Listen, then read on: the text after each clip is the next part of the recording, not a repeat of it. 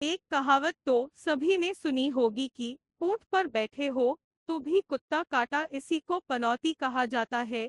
जिसके जीवन की ग्रह दशा विपरीत होने लगती है, समझो उसकी पनौती शुरू हो गई है। पनौती को समझाने के लिए एक जबरदस्त कहानी शॉर्ट स्टोरी आयन हिंदी की रचना की गई है। मुझे पूरी उम्मीद है यह कहानी आपको भरपूर मनोरंजन प्रदान करेगी। एक गांव में हीरालाल नाम का किसान रहता था। उसकी गिनती गांव के जमींदारों में होती थी। उसके पास कई एकड़ पुश्तैनी जमीन थी जिसमें वह खेती किया करता था।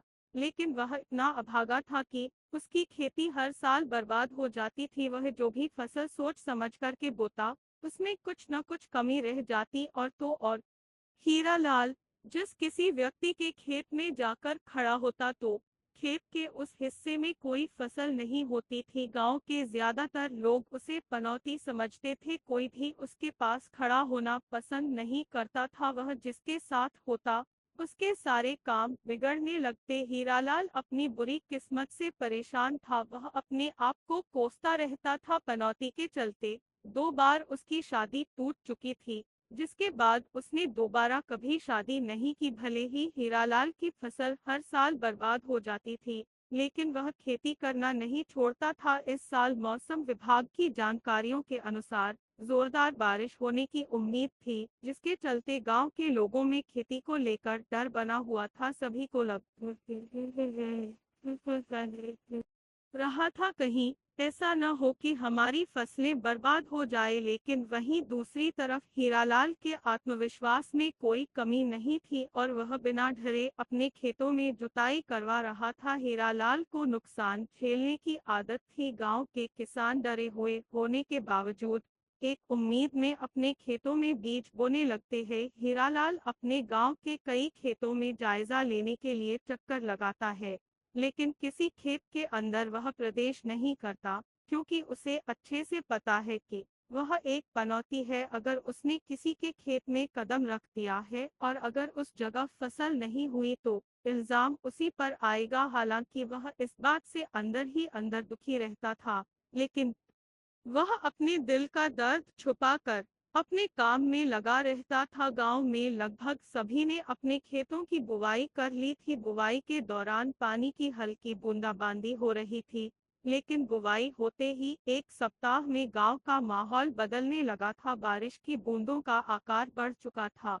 इमगे बीवाई सुमन मेहरजन फ्रो पिक्सब किसान अपने खेतों से पानी निकालने की व्यवस्था में लगे हुए थे। किसानों के चेहरों में साफ साफ बारिश का डर नजर आ रहा था, लेकिन हीरालाल के चेहरे में शिकन तक नहीं थी। वह बारिश से बेखौफ होकर अपने खेतों में टहल रहा था। एक रात बारिश अपना विकराल रूप धारण कर लेती है। गांव के आसपास के नदी नाले पूरे उफान में आ जाते हैं। पानी गांव के खेतों में घुसने लगता है और जैसे ही लोग सुबह उठकर गांव के चारों तरफ देखते हैं तो उनके होश उड़ जाते हैं। गांव के सभी किसानों के खेत पानी से डूब चुके थे। पानी ने सभी की फसलों को नष्ट कर दिया था। किसान इस त्रासदी से टूट चुके थे और अब सभी को पूरी उम्मीद थी कि किसी भी खेत में एक दाना तक नहीं होगा। और कुछ हफ्ते गुजरने के बाद वही हुआ जिसका गांव वालों को डर था। गांव के किसी भी खेत में अनाज का एक पौधा तक नहीं उगा था,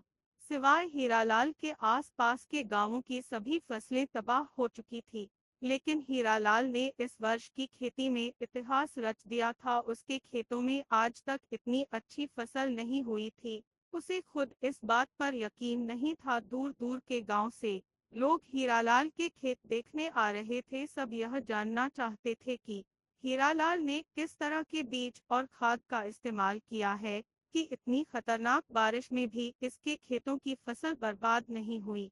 हीरालाल मन ही मन प्रसन्न था, लेकिन कहीं न कहीं उसे अचंभा लग रहा था कि आखिर क्यों सबके खेत बर्बाद हो गए, लेकिन उसके खेतों को कुछ नहीं हुआ। गांव वालों की नजरों में हीरालाल के माथे से पनौती का ठप्पा हट चुका था। अब लोग उसे किस्मत का धनी समझने लगते हैं। हीरालाल पैदल अपने खेतों की तरफ जा रहा था, तभी उसे एक बुजुर्ग व्यक्ति नजर आते हैं। हीरालाल उन्हें पहले से पहचानता था, इसलिए वह उनके पास जाकर बैठ जाता है और औपचारिकता के तौर पर उनका हाल चाल पूछने लगता है। बुजुर्ग व्यक्ति अपनी बहू से हीरालाल के लिए चाय लाने को कहते हैं। हीरालाल